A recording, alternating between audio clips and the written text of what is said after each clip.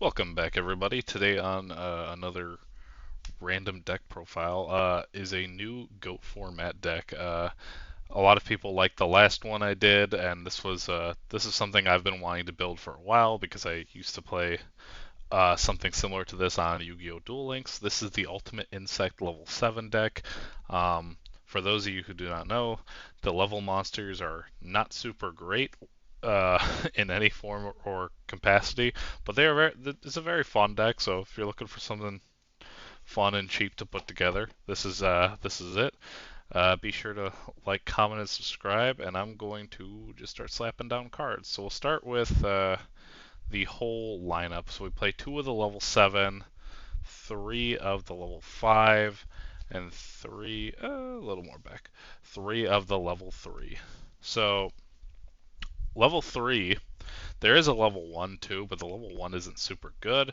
So level 3 has the ability that if he's special summoned by level 1, he makes it so all of your opponents lose a 400 or 300. No, it's 300. 300 attack and defense. Kind of good, but we don't play the level 1, so that doesn't matter. We use him for his other ability. During the standby phase, if he's still up on your field, you send him to the graveyard and special summon from your hand or deck the level 5. The level 5 has sort of the same effect as level 3.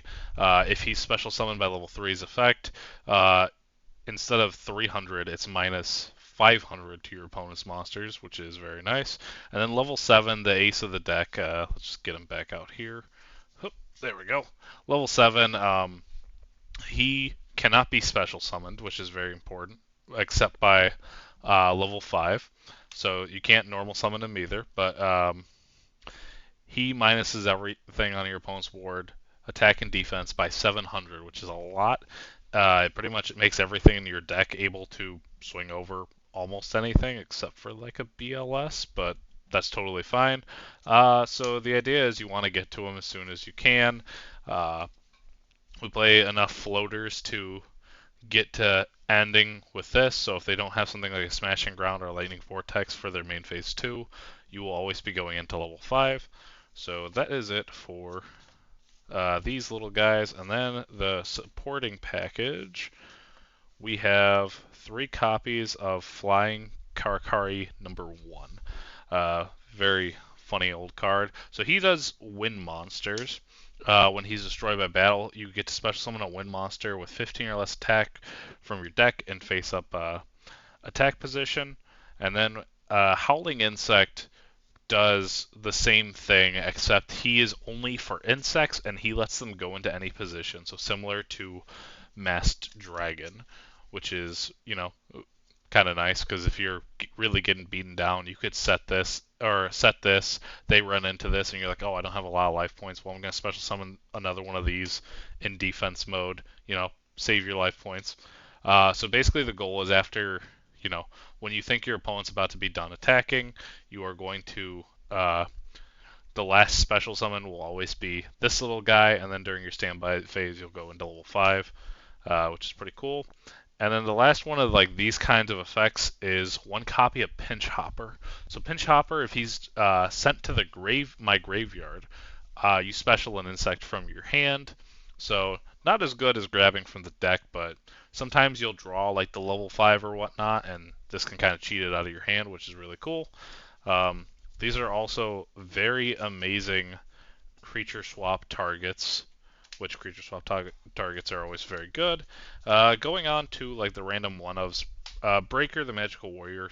Like I said in the Infernal Flame Emperor deck, this card's just really good. So you're probably going to be, if you have room for one, you should play it. One copy of Sangan. Sangan can search out pretty much all of our creatures with the Recruiter-esque effect. One copy of Cyberjar.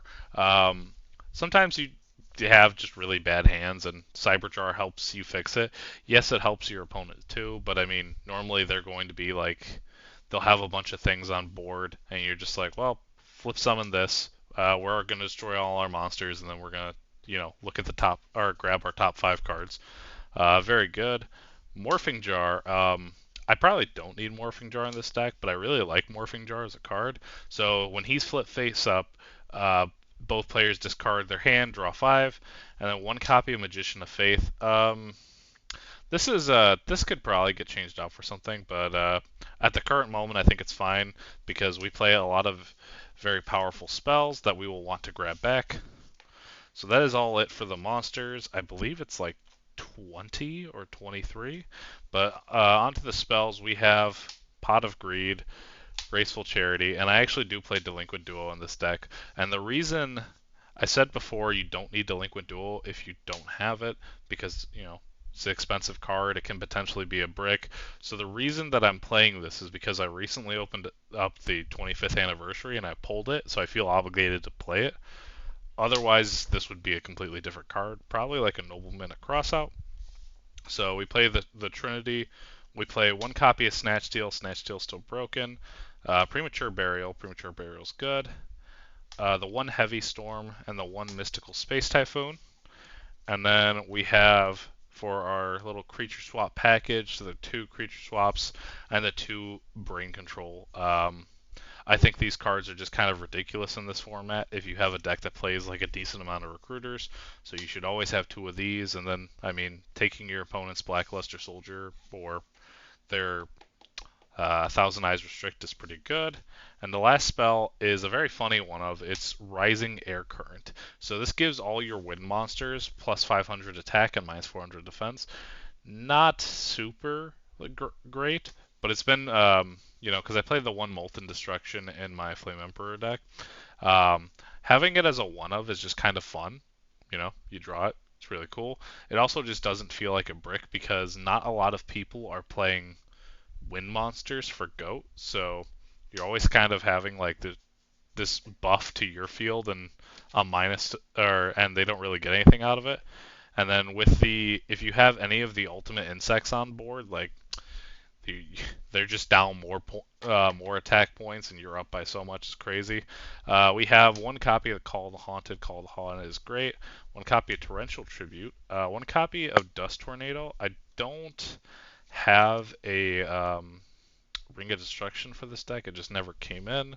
So I've been throwing in Dust Tornado. It's kind of fine. It does a decent job at the very least. One copy of Mirror Force. Mirror Force is still great. One copy of Magic Cylinder, and 3 copies of Sakuretsu Armor.